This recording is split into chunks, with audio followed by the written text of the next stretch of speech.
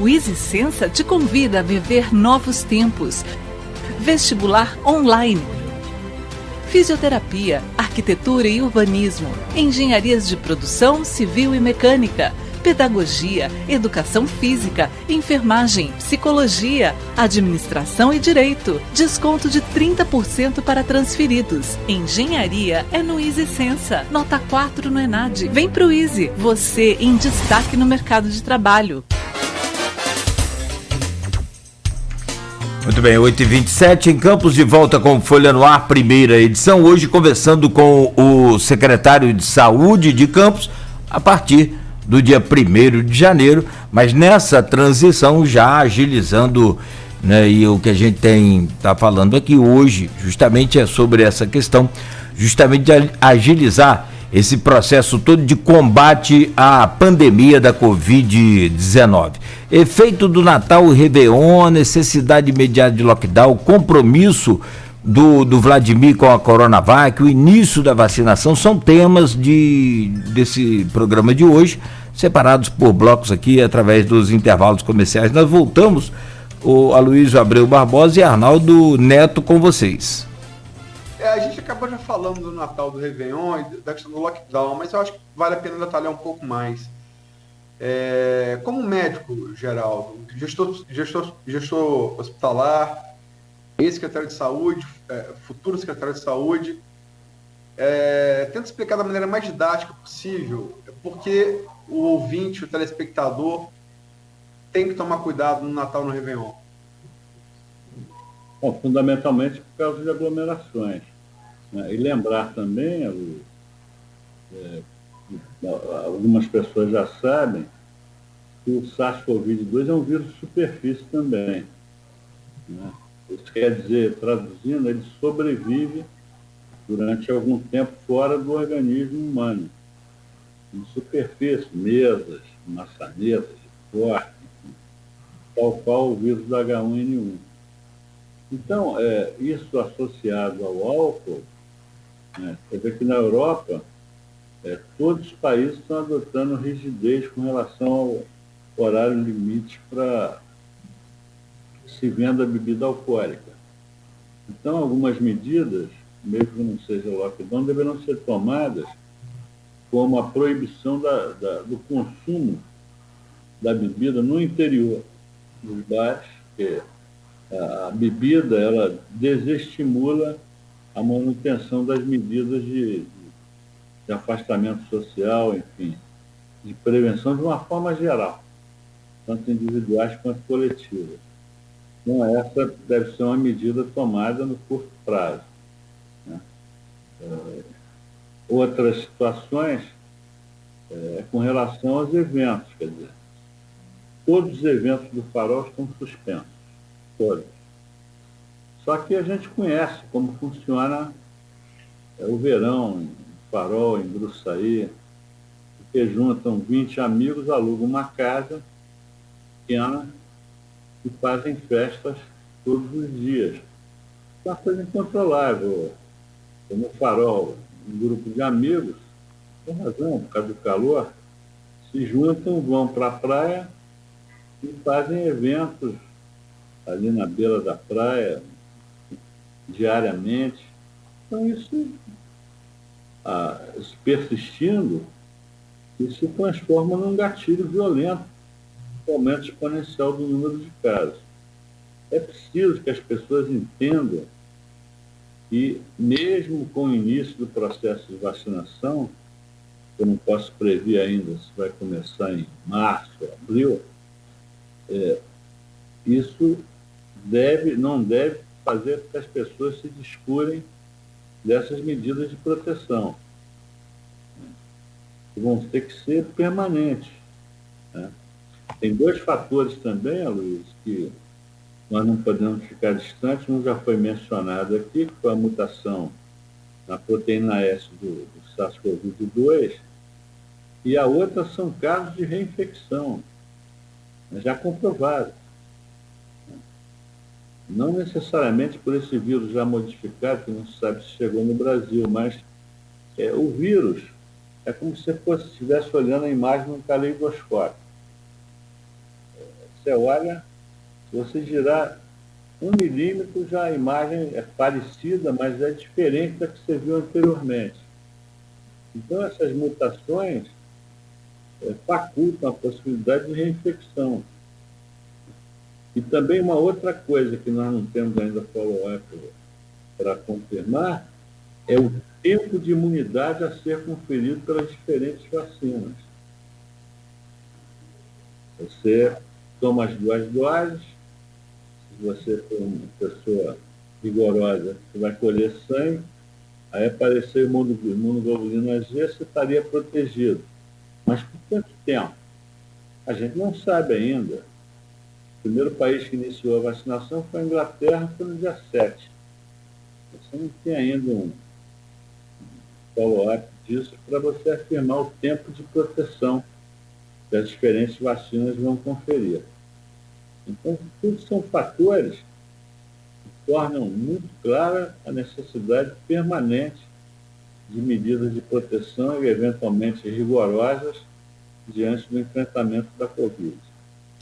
Só registrar aqui, com muito pesar, Vai fazer o mesmo. eu acho que exemplifica o que a gente está falando aqui.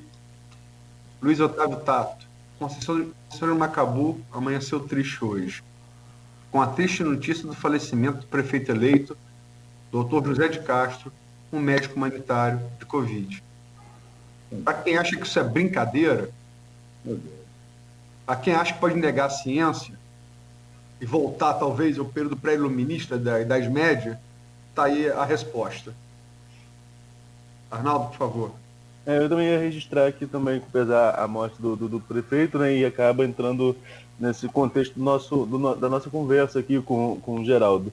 Mas o doutor Geraldo citou aí as questões das praias na região, e ontem eu conversei, doutor, com a Arlene, a doutora Arlene, que é a secretária de saúde de São João da Barra, e conversei com ela, e uma das perguntas foi especificamente com relação a isso, né, como atuar no verão devido a esses eventos que o senhor mesmo citou, que a gente sabe que acontece. Eu moro na praia desde sempre, né, nasci em São João, moro em Atafona desde sempre, a gente sempre viu isso no verão, casas cheias, Atafona até um pouco menos do que quando a gente vai para Gruçaí, até Gruçaí tem mais esse hábito. Mas enfim, ela falou que algumas medidas podem ser tomadas, inclusive para evitar a passagem para São João da Barra de quem for aquele inquilino de verão, né, aquele inquilino que só vai para lá durante a alta temporada. Como que tem que se trabalhar essa questão conjunta, doutor Geraldo? O senhor colocou no bloco anterior que Campos acaba atendendo aí todos os municípios da região. Como trabalhar essa questão da pandemia em conjunto com esses municípios? Porque não adianta nada Campos fechar e se São João da Barra continuar aberta e vice-versa. Pegando só São João da Barra de exemplo, São Francisco, né, que são praias que são mais acessadas pelos campistas nesse período. Há algum interesse de uma atuação conjunta? Vejo até, por exemplo, a possibilidade de um consórcio, até mesmo para aquisição de vacinas. Como que o senhor vislumbra a atuação regional nesse enfrentamento à pandemia, assim que o senhor assume a secretaria? Nós vamos tentar acentuar essa interrelação. Nós não tivemos ainda experiência de barreira sanitária das praias de São João da Barra no verão mesmo, né, que a pandemia começou em março, mas vão ocorrer, se o município de São João da Barra endurecer esse jogo, vai ser extremamente difícil, porque, enfim, esses grupamentos que alugam casa, eles vão chegar com os contratos de aluguel, enfim. E você, quando aluga um imóvel, você é dono do imóvel durante o período contratado. Então, sob o ponto de vista de alegação, por exemplo, quando eu tenho uma casinha Atafona, quando eu vou, levo no celular foto do IPTU, de uma conta de água, de luz. Mas quando a pessoa aluga uma casa, ela é proprietária da casa naquele período. Eles não são inquilinos de verão. Isso é uma outra coisa a ser discutida. A questão principal, Arnaldo, é que a população ela tem que se convencer do perigo real do momento presente. Né? Se prosperarem festas, reuniões, bebidas, grupamentos, aglomerações, nós vamos ter Mencionado aí, colega médico, prefeito eleito, uma perda. Cada vez o vírus está mais próximo de todos nós, cada vez mais. E a população brasileira, na média, desinformação, um povo aculturado e exótico, né, que nós temos, é impressionante. Chega no Rio, impressionante, como se estivesse acontecendo nada. Como se não estivesse acontecendo nada. No Rio e na região metropolitana 1, cerca de uma semana, chegou ao ponto de, no mesmo momento, ter 160 pessoas aguardando vaga de UTI. Em Dispneia, né? Família Banana, enfim, o vírus cada vez mais está próximo de todos nós. E eu penso que a população tem que se conscientizar que não são medidas coercitivas que vão traçar um cenário melhor. A nossa única perspectiva é a adoção eventual de medidas coercitivas e de que a população se conscientize e materialize essa conscientização, evitando aglomerações, festas, enfim. Porque senão nós teremos realmente um mês de janeiro trágico. Outra coisa também, Luiz, só para concluir, o deputado ainda, Vladimir, conseguiu 20 respiradores, tá? Mas o que existe hoje, acho que foi mencionado pelo Rodrigo Carneiro, é um estado de exaustão das equipes. A Suécia foi tão mencionada pelo nosso presidente, que tentou nadar contra a corrente na pandemia, é uma tragédia lá. Estou falando das equipes, porque os médicos na Suécia estão abandonando as equipes de terapia intensiva por absoluta exaustão. Nós estamos chegando a um ponto que conseguimos respiradores, vamos tentar conseguir monitores lá do Estado. O problema hoje maior, mais preocupante, são as equipes médicas. O número de terapeutas intensivos é pequeno e eles estão, com toda a razão, exaustos. Outro dia, uma colega desabafou aí na rede social que a equipe que fica no salão ali do Centro de Referência do Covid, 5 médicos atenderam 168 pessoas em 12 horas. Mas não há como a pessoa não entrar num estado de exaustão trabalhando nesse ritmo. Enfim, o alerta que eu estou fazendo é que se você que está nos assistindo, nos ouvindo, tem plano de saúde ou tem recurso, o risco hoje para você é o mesmo. É absolutamente o mesmo de quem só depende do SUS. As UTIs estão muito cheias, estão colapsadas e está se tentando aumentar o número de leitos. Eu já estabeleci entendimentos com um dos hospitais contratualizados para abrirmos mais 15 leitos, mas se a população continuar com a atitude que nós temos observado, se abrir mais 50 leitos não vão ser suficientes. Então, o principal hoje é máscara permanente, né? Contrariando o nosso presidente, que diz que quem usa máscara maricas, né? Enfim, uso permanente de máscaras, lavagem das mãos. Eu quero lembrar que a lavagem sistemática das mãos protege mais que o álcool gel. Distanciamento, enfim. Porque as outras medidas elas são meramente complementares. O que nós não queremos é que você que está nos assistindo ou um de seus familiares precise de leitos de UTI no momento que nós estamos vivendo atualmente com grandes dificuldades. Você é o profissional da área. Eu desde que começou a volta do crescimento dos casos de Covid, eu tenho feito quase todas essas matérias. Mesmo na época da eleição, me dividindo com a eleição. E ouvindo vocês todos, você acaba formando algum juízo, né? Pelos dados que vocês passam. todos especialistas da área médica. Eu vi também biólogos, enfim, pessoas que trabalham em pesquisa de vacina, laboratoristas. Eu acho que o ouvinte, telespectador, que não tiver uma coisa... Vamos colocar, a Folha FM tem um valor pecuniário? Vale alguma coisa? Se eu adoecer e tiver caso grave, e tiver um caso grave, precisar de leito de UTI ou um desses respiradores, que o Vladimir trouxe mais 20, se isso acontecer comigo no mês de janeiro, e Diva Abreu, por ser mãe, quiser vender o Grupo Folha para me arrumar um leito, um respirador, eu corro risco de morrer estrebuchando. E a morte por Covid é uma morte muito sofrida. Ele está falando de Cristo aqui. Cristo morreu crucificado. Crucificação, ao contrário do que a maioria pensa, não morre por hemorragia. Você morre por o peso do seu corpo, empurra o diafragma, você morre. Quando você não tem mais força para isso daqui para respirar. Os romanos fizeram para tocar terror mesmo, por precisar. E a morte por Covid é uma morte bem parecida à da crucificação. Né? Bem parecido. É verdade, inclusive, alertar que nessa... Eu não sei na segunda onda, que eu acho que a primeira no Brasil nem chegou a terminar. Só deu uma arrefecida, mas depois voltou. O índice de contaminação de pessoas jovens está crescendo significativamente. Inclusive, em alguns casos, com comprometimento multissistêmico.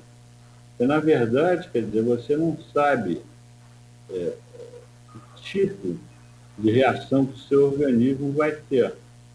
Porque quando você é contaminado, você tem a chamada resposta celular, com produção de linfócitos que vão te proteger ou não. Mas existem situações, em função principalmente de comorbidades pré-existentes, que a Covid, que num paciente com Covid que está do seu lado, não aconteceu nada do seu ponto de vista cardiopulmonar, existem casos que a agressão cardíaca é extremamente grave. Quer dizer, quantas vezes você já viu casos de Covid aí que estão na UTI fazendo hemodiálise? Porque em função de, às vezes, lesões renais mínimas, a Covid teve tropismo pelo rim para agredir o rim e levou o paciente à insuficiência renal aguda. Então, você às vezes não compreende, como já aconteceu, uma pessoa com 102 anos sobreviver e outra com 50 morrer na terapia intensiva. É porque você não sabe que tipo de reação o SARS-CoV-2 vai provocar no seu organismo. Pode haver comprometimento, uma falência cardíaca grave, pode haver insuficiência renal, independente até da idade. Aquela ideia de que um jovem é uma gripezinha, na maioria das vezes é. E, na verdade, o Covid ele tem um índice de mortalidade, até de letalidade, até que não é dos maiores. Mas o problema é a imprevisibilidade da resposta do seu organismo ao vírus que você recebeu. Totalmente imprevisível. Obviamente que as probabilidades de hipertensão, diabetes, elas potencializam as complicações. Mas quantos nós já vimos aí de pessoas que pedalavam todos os dias, faziam academia, né, e que faleceram. Então, é totalmente imprevisível. Ninguém pode se julgar imune às complicações do Covid, porque ninguém, na verdade, está livre de receber essas complicações. Geraldo, fazer um intervalo para o último bloco, só para lembrar, Gil Viana era sujeito atlético, né, militar, sujeito em forma, bebia só socialmente. Uma semana antes de Gil Viana morrer, eu cruzei com ele correndo na areia de Gruçaí. E uma semana depois, Gil Viana, infelizmente, estava frio e duro dentro do caixão. Então, era um camarada atlético, né? Então, realmente, é uma roleta russa, né? Uma roleta russa. Biotipo de atleta mesmo. Bom, são 8h47, o que mais me impressiona, e aí o doutor Geraldo falou bem, a Luiz, o Arnaldo, e a gente tem falado aqui desde de março deste ano, alertando sobre a força, né, do vírus. O doutor Geraldo ressaltou da questão da letalidade, que não é um dos mais altos, a imprevisibilidade é que é o problema, e ainda o colapso no sistema, que aí você fica doente no corredor ou até fora do hospital. E aí me vem uma não sei se vocês chegaram a ver, mas circulou muito agora pela internet final de semana, uma loja que inaugurou agora recente, não sei nem aonde, tinha panela de pressão a R$ 9,90. Eu não sei se vale a pena botar a vida em risco por R$ 9,90. A minha eu não coloco nem por, né? Mas as pessoas estão muito distantes da nossa realidade. O doutor Geraldo falou outra coisa também importante, a gente só destaca aqui para ir para o intervalo. A base da informação é muito fraca, precisa se informar melhor. É verdade, isso aí nós vamos intensificar junto aos órgãos de comunicação, porque, para ser objetivo, os governos estão perdendo a guerra da comunicação com relação às medidas necessárias e protetivas com relação ao Covid. Perdendo feio. Alguém tem que botar um sapato na boca do presidente para ele parar com esse negacionismo absurdo que ele vem adotando, porque isso realmente tem um efeito, a gente dá risada, mas tem um efeito terrível, né? Em relação algumas pessoas se recusarem a medidas de proteção. Tem recesso para presidente, não? São 8h49. Ele está de férias. Acho que ele estava muito cansado, ele está de férias numa praia em Santa Catarina. Trabalha muito, né? Está de férias. 8h49, então nós vamos ao intervalo e em instantes voltamos para fechar e conversar ainda com o doutor Geraldo Venâncio. Neste bloco, neste programa de hoje, oferecimento dos laboratórios Plínio Bacelar e Clínica Proteus. Sua